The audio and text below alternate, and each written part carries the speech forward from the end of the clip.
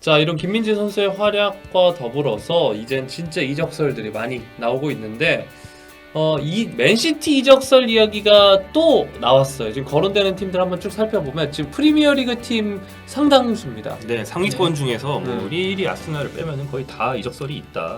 사실 이 정도 그래도 수준이에요. 예, 가장 많이 얘기가 되고 가장 유력한 기자들한테 나온 거는 맨유긴 하죠. 예, 로마노 기자가 항상 얘기를 많이 했었고 그 맨유가 가장 그래도 적극적이다라고 얘기들을 하고 있는 거죠. 맨시티 같은 경우는 이제 덧선에서 독점으로 올린 기사긴 하고 네, 맨유의 레이스에 맨시티가 가담한다. 뭐 이런 네. 정도의 그리고 제목이었습니다. 리버풀 같은 경우는 뭐 이탈리아 쪽에서 조금 얘기가 나온 거고, 그러니까 맨유의 그 김민재 영입에 리버풀이 방해를 하려고 한다라는 얘기들로 그렇게. 그리고 겨울에는 좀 진지하게 고민을 하긴 했었대요. 판다이크가 부상당하면서 그때 장기간 빠질 수 있다는 얘기들이 나왔었기 때문에. 근데 이제 리버풀도 돈이 없어가지고 그래서 예 그랬던 거고, 뉴캐슬 같은 경우는 사실 곁다리로 나오는 거예요. 그러니까 프랑스 언론들이 파리 생제르맹하고도 연결이 되고 있거든요. 파리 생제르맹 얘기할 때 이제 뉴캐슬 얘기가 파리 생제르맹 얘기 나왔죠. 예, 뉴캐슬 얘기가 같이 나오는 거고, 토트넘은 사실 예전 얘기에 더 가깝긴 하죠. 지금보다는. 근데 저는 이게 제가 가지고 있는 정보로는 그 이제 현지 매체에서의 보도 빈도나 네. 이런 거랑은 별개로 네. 저는 거론이 최근에 조금이라도 된 팀들은 다 비슷한 선에 있는 것 같아요. 본격적인 협상을 하거나 네.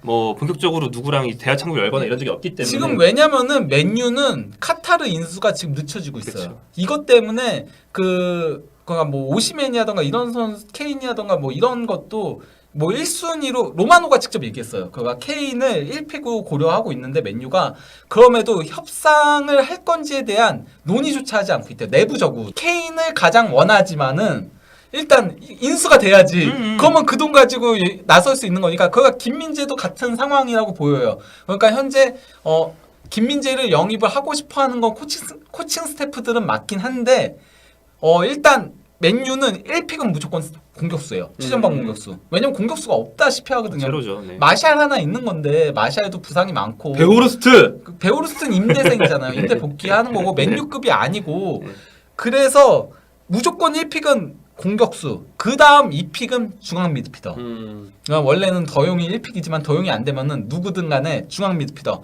그 다음이 이제 프림폰과 김민재인 건데 일단 돈이 있어야지 1픽, 2픽부터 카타르가 인수하면 그러면 다 영입되겠죠. 4개 다. 4개 다 영입할 수 있지만은 문제는 카타르가 인수를 못 하면은 그러면 제한된 금액 속에서 그러면 먼저 1픽, 2픽부터 영입해야 되는 거거든요. 그러면 김민재까지 순번이 못 내려올 가능성이 있는 거죠. 참고로 그 맨유 인수 협상이 현재 어떻게 진행되고 있냐면요. 완전 인수를 제안한 데는 카타르하고 그리고 레클리프 경 있잖아요. 네, 이네오스. 예. 그 두 팀만 현재 완전 인수를 한 거고 그 제안을 한 거고 그 외에 부분 인수는 굉장히 많은 곳에서 제안을 했대요. 엘리엇이라던가 엘리엇도 했다라고 하더라고요. 그놈의 엘리엇이. 예, 그리고 또 뭐 아마 베컴 콘소시움도 하지 않았을까 싶긴 해요. 제가 봤을 때 부분 투자하는 베컴 콘소시엄, 예. 인터 마이애미. 그냥 베컴을 중심으로 해가지고 맨체스터 그 유지들로 해가지고 유지들로. 예, 그렇게 돈을 모은 컨소시엄이 있다라고 하더라고요. 그래서 아마도 하지 않았을까 싶긴 해요. 많이 지금 지원을 한 상태라고 하니까요. 근데 글레이저 가문이 원래는 지난 2주 전이었나 그때 금요일날 2차 그 협상 결과를 냈어야 되는데 지금 차일피일 미루고 있다고 합니다. 결론은. 차일피일이 진짜 무서운 거예요. 네. 얼마에 팔리는지. 그래서 되게 초조해하고 있대요. 카타르 쪽이나 레클리프 쪽이나 초조해하고 있는 이유가 왜냐면 여름 이적 시장 이전에 인수가 돼야지. 그러면 여름 이적 시장 열리자마자 이제 영입에 나서는데 만약에 이게 늦춰지면은 영입하고 싶어도 영입 못 하게 되는 네. 그런 상황이 오기 때문에 예. 자, 이렇게 이적설이 여러 개 나오고 있는데 이전에 프리미어리그 강팀으로 갔던 박지성 선수와 손흥민 선수의 경우에도 팀을 골라가는 느낌은 아니었거든요. 네, 그렇죠. 근데 김민재 선수는 지금 상황을 보면 골라가는 듯한 느낌이 충분히 듭니다. 그래서 저희가 지금 이 화면에 보이는 이 팀들로 가게 된다면 어딜 가는 게 현명한가? 뭐 그런 얘기를 한번 해보도록 하겠습니다. 순위표대로 한번 가볼게요. 일단 맨시티부터. 맨시티는 현재 전술을 유지한다는 전제 하에서는 센터백 영입이 거의 필수로 필요하다고 저는 생각이 되는데 라포르트가 나갈 분위기가 뭐 굉장히 유력하고 펩도 별로 안 쓰고 카일 워커조차도 이제 프리로 나갈 것이 유력하다고 그렇죠. 하고 이러면은 포토백을 쓰는 팀이기 때문에 그러니까 그러니까 물론 스톤스가 올라가서 뛰긴 하지만 필요하거든요. 예, 지금 그 포토백 주전 뛰는 선수들 말고 라포르트랑 워커 나가면 후보 있나?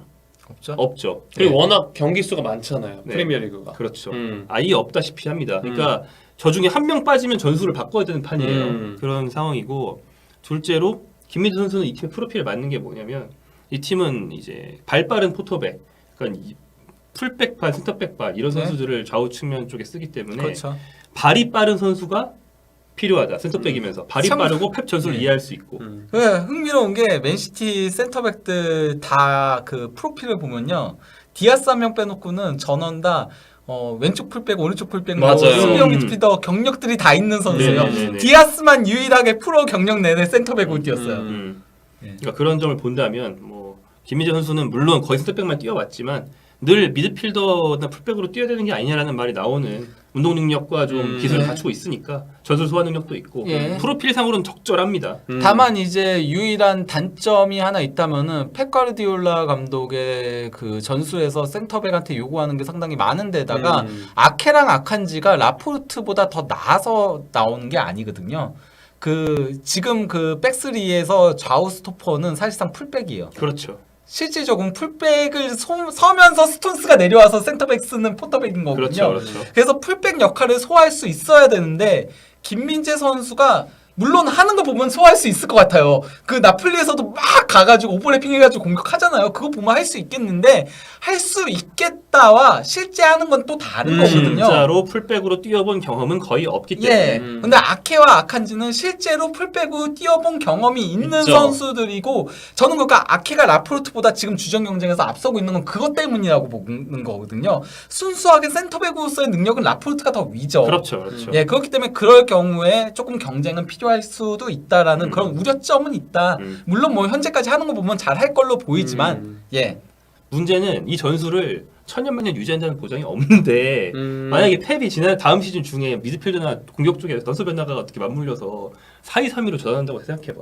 그냥 보통 4-3-3으로 갑자기 센터백이 대여섯 명인 팀이 2명만 쓰는 팀이 되는 거야. 이러면은 갑자기 문제가 생기지 않을까? 저는 근데 문제가 크게 발생하진 않을 거라고 보는 게요.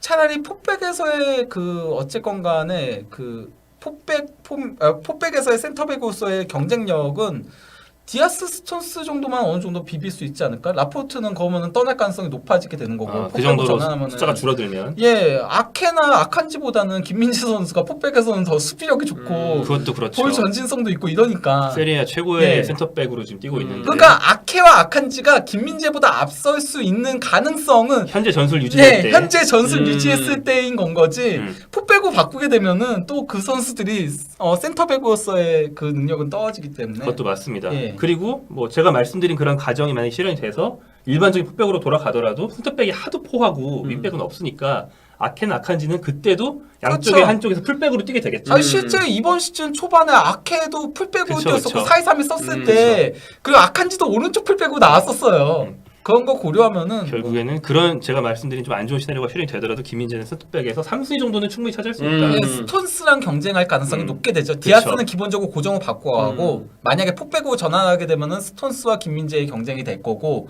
그리고 백스리로 가게 되면 아칸지와 김민재의 경쟁이 되겠죠. 간다면 역시나 나쁠 거 없다. 네.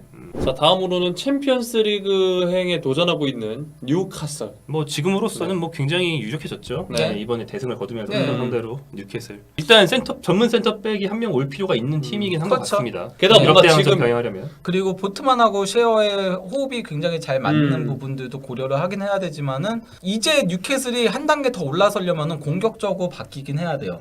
지금까지는 사실 뉴캐슬은 수비 쪽에 조금 더 무게 중심을 싣고 가고 있는 팀이거든요. 그렇게 될 경우에는 쉐어 보트만 라인은 조금 아까 얘기한 것처럼 그런 문제가 발생할 위험성이 있어요. 지금은 너무나도 좋은 호흡을 보여주고 있지만 거기다가 쉐어의 나이까지도 고려하면은 장기적인 후계자도 그렇죠. 필요하고 그렇게 되면은 보트만과 김민재는 저는 굉장히 호흡이 잘 맞을 걸로 보입니다. 일단 이론상 좋은 예. 조합처럼 보여요. 이론상은 너무 잘 맞죠. 음. 예, 보트만이 조금 리딩하고 김민재가 약간 라흐마니 김민재의 그런 역할이 딱 둘 다 보이죠. 볼을 잘 차면서 네. 보트만이 라흐마니의 좀 상위 호환이랄까? 그렇죠. 약간 그런 느낌이니까. 예, 왼발잡이 그것도. 네. 그리고 뉴캐슬 얘기가 나올 때쯤에는 저는 이런 얘기도 할 수 있을 것 같은데, 그러니까 뭐냐면 이제까지 한국 선수가 이런 얘기 한 적이 없지만 그 팀이 지금 챔피언스리그 나가는가, 그다음에 연봉을 얼마 줄 수 있는가 이런 거에 더해서 그래서 그 팀은 김민재 말고 누굴 영입하고 이번 여름 시장 이적 시장 플랜이 어떻게 돼서 앞으로 비전이 어떤가. 김민재는 이제 이것까지 따져서 이적할 상황이 되는 것 그렇죠. 같아요. 한국 선수까지 이런 말 한 적 거의 없는데 그래서 나 말고 누구 살 건데 이걸 물어볼 수 있는 선수인 거예요, 김민재. 왜냐면 지금 가는 팀은 지금 2번 거쳤잖아요. 이번에 프리미어리그 한 4위 이내 팀으로 가면 그 팀에서는 오래 있겠지. 1년 딱 떠날 거 아니잖아요. 그러면은 그 있는 기간 동안 트로피나 꼭 트로피가 아니더라도 어떤 영광이나 뭐 축구를 잘 배운다거나 이런 종합적인 측면에서 경력 자체를 고려해야 되는 면이 있기 때문에 김민재가 이제 경력을 많이 고려하는 선수지 어디 가도 어차피 많이 버는데 조금 더 받으려고 그걸로 움직일 것도 아니고 그래서 이제 여름 이적 시장에서 아까 말씀하신 것처럼 강팀으로 더욱더 가는 플랜 뉴캐슬이 가지고 있는가 이런 것까지 협상 테이블에서 물어볼 수 있는 상황이 되지 않았나. 그 다음에는 이제 얘기를 계속했었던 맨유입니다. 네. 맨유는 뭐 좀 오락가락하지만 네. 여전히 굉장히 민재가 필요한 팀이고 가면 많이 뛸 팀이죠. 예. 얘기는 좀 너무 많이 하긴 했는데 네. 예, 뭐 특히 테나우 감독의 전술에도 잘 맞는 프로필이죠. 엄청 맞겠죠. 예, 네. 왜냐면 테나우 감독도 어쨌건 간에 그 센터백의 커버 범위가 상당히 중요하고 빠른 것도 상당히 중요하거든요. 빌드업은 당연한 거고요. 그러다 보니까 뭐 항상 예전에도 풀백 출신들이 많이 이제 센터백으로 보직을 변경하는 케이스들이 있었어요. 테나우의 팀에서. 예, 수비형 미드필더라던가 그 블린트도 블린트. 그랬고 팀버도 원래는 풀백이었고 그리고 리산드로 마르티네스는 수비형 미드필더랑 풀백을 서던 선수가 센터백으로 내려오게 된 케이스고. 저요? 감독님 저요? 저 키 안 보여요? 그러니까요. 네. 예, 팀버도 키가 작잖아요. 리산드로 마르티네스도 키가 작고. 그 지금 블린트도 뭐 이런 선수. 네, 그렇죠. 그쵸. 예, 예. 그러니까 전부 다 그런데 이제 테나우 감독 밑에서는 그렇게 뛰었기 때문에 가면은 확실히 필요한 프로필이긴 하다. 왜냐면은 그 일단 메가이어하고 또 이제 린델레프는 테나우 축구에는 좀 안 맞거든요. 일단 느리다는 게 문제가 있어요. 뭐 그가 빌드업이 어느 정도 되건 말건 메가이어는 빌드업조차도 그렇게 좋지 못하지만은 예, 린델레프도 느리다는 게 절대적인 단점으로 지적이 되고 있기 때문에 그렇다고 해서 뭐 완비사카 같은 선수를 센터백으로 보직을 변경을 시킨다? 이것도 예, 완비사카가 그러면은 후방 빌드업을 그렇게 해줄 수 있느냐에 대한 걸림돌이 있기 때문에 결국은 안 된다라고 보이거든요. 그러게 완비사카는 스탑백으로 전환 이런 실험이 잘 안 되네. 그렇죠. 딱 생각해도 완비사카가 그러니까 루크쇼를 센터백으로 세웠잖아요. 완비사카가 배급이 된 선수는 아니니까. 예. 예. 풀백 출신이라고 다 하는 거 아니니까. 예, 그래서 루크쇼가 한 거잖아요. 최근에 계속 없을 때는 아마 메가이어하고 린델레프는 어지간하면은 보내고 그쵸. 싶거나 아니면은 남기더라도 한 명만 남길 거예요. 그럼요. 예, 그리고 안 팔려서 못 파는 예, 팀이지. 그리고 바란도 최근에 일단 부상이 너무 많아요. 부상이 너무 많은 것도 있는데다가 바란이 리버풀전 대패 당시에도 전혀 커버가 안 됐었고요. 그리고 또 이제 세비야전 패했을 때도 예, 좀 그런 문제들이 있었기 때문에 바란도 그래서 조금 현재 평가가 내려온 상태예요.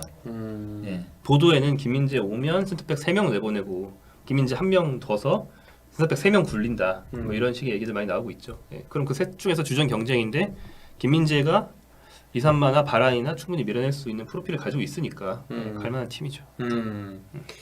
자, 그리고 많은 분들이 어떻게 보면 이 이야기가 나오는 거 안 좋아하실 수도 있는데 토트넘 이야기도 해보겠습니다. 네, 무튼 뭐 가능성 정도 얘기해 볼 수 있는 뭐 보도가 없진 않았고 뭐 원하는 것 같긴 해요. 물론 사실 센터백 수준으로 따지면 가장 필요한 팀 아닌가요? 너무 멀어졌어요, 근데 토트넘은. 이제 토트넘이 제발 좀 이런다고 김민재가 갈 것 같진 않지만 그렇죠. 그래도 얘기하는 김에 끼워 넣어서 얘기를 해보는 정도만 간단하게 해본다면 뭐 얼마나 필요한지는 아니, 더 이상 말할 필요가 없어요. 아니 6실점 했잖아요. 더 이상 왜 필요한지는 아니 말할 필요가 없어. 6실점 했고 현재 이번 시즌 프리미어리그 실점이 하위권이에요. 맞아요. 네. 랑글레 완전형이 위로 헛소리가 나오고 있는데 그거 진짜 헛소리 아닙니까? 그렇죠. 말도 안 되죠. 네, 그거 그것도- 제가 봤을 때 그게 저기 친 바르셀로나 언론에서 나온 얘기거든요. 희망사항. 예, 그거 희망사항이라고 봐요.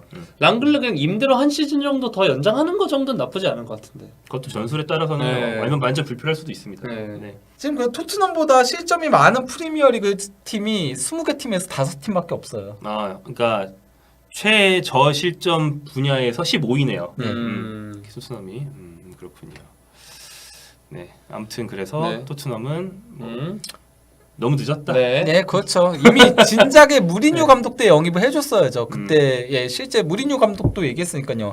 화상대화까지 했었다라고 김민재와 예, 그때 데려왔었어야지. 그때가 가장 싼 때였고 그때가 가능했던 때였는데 사실 콘테 감독은 그 김민재를 별로 생각하지 않았었다라고 얘기하고요. 왼발잡이 센터백에 꽂혀 있어가지고 결국 그래서 데려온 게 랑글레 인데였던 거고 그 왼발잡이에 꽂히지만 않았으면 다른 센터백들 데려올 수 있는 선수들 충분히 있었는데.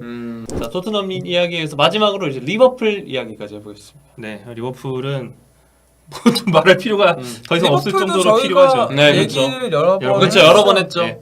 리버풀은 있는 선수들이 괜찮은 선수들로 여러 명이 있지만 다들 인저리 프론이고 네. 판다이크 그리고 내려오고 있고 마팁은 더 내려갔죠. 마팁은 그래서 판매까지도 고려하고 있다. 만약에 그러니까 이적료를 어느 정도 쳐주면은 그러면은 보내려고 하고 있다라고 얘기하죠. 아 마팁 진짜 이번 시즌 너무 훅 컸어요. 지난 시즌은 반다이크보다 더 나았었는데. 예 그리고 고메스도 뭐 부상도 많은데다가 고메스는 애초에 그냥 딱 풀백과 센터백을 동시에 뛰는 선수로 내비두는 용도지 그쵸. 말 그대로 리버풀급은 아니죠. 그래서 처음 막 유망주로 뜨기 시작했을 때 장기 부상 끄는 게 전 너무 아쉽고 그 친구는 그때 축구를 잘 배웠으면 잘할 수도 있었을 텐데 아무튼 그래서 만약에 간다면 나머지 3명의 부상 빈도나 이런 걸 볼 때 김민재가 개 갈리겠는데요? 60경기 다 뛰고 나머지 3명이 한 자리 돌아가면서 다 합쳐서 60경기 뛸 판이야 지금. 그런 팀이라서 무조건 어디든 리버풀 꼭 사야 된다. 김민재라면 당연히 좋겠죠. 네. 더더욱 김민재가 필요한 이유 요즘 리버풀이 전술을 조금 바꾸면서 상승세에 타고 있어요. 아 뭐냐면은 저기 아놀드. 아놀드. 예. 아놀드를 중앙 미드필더처럼 활용하고 있거든요. 그러면서 최근에 코나테가 좀 갈리고 있어요. 코나테가 그러니까 그래도 버텨주고 있는 건데 코나테가 너무 커버해야 되는 영역이 많다 보니까 거기서 실수들이 많이 나오고 있어요. 그러면서 최근에 리버풀이 그래서 실점은 여전히 많거든요. 그러니까 뭐 지난 노팅엄전도 3대2로 승리를 했고요. 그리고 리즈전도 뭐 6대1 대승을 거두긴 했는데 이때도 결국 실점이 코나테 쪽에서 나왔었고 또 코나테가 또 실수를 했어요. 지금은 아예 클롭 감독도 대놓고 얘기할 정도예요.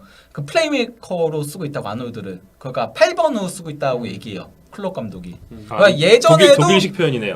예전에도 우리가 아놀드를 8번으로 쓴 적이 없는 건 아니지만은 그 친구는 유스 때도 제2의 제라드라는 네. 별명이 있었죠. 네.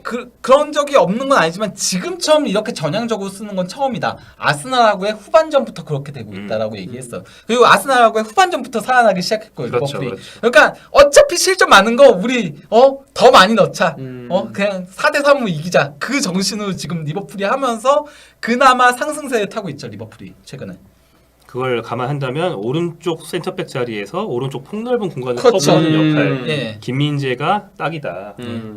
그렇습니다. 네. 다시 보기는 폴리티 멤버십에 가능하시고요. 다시 듣기는 팟빵이요. 폴리 FM에서 가능하십니다. 감사합니다. 네, 감사합니다. 안녕히 계세요. 네.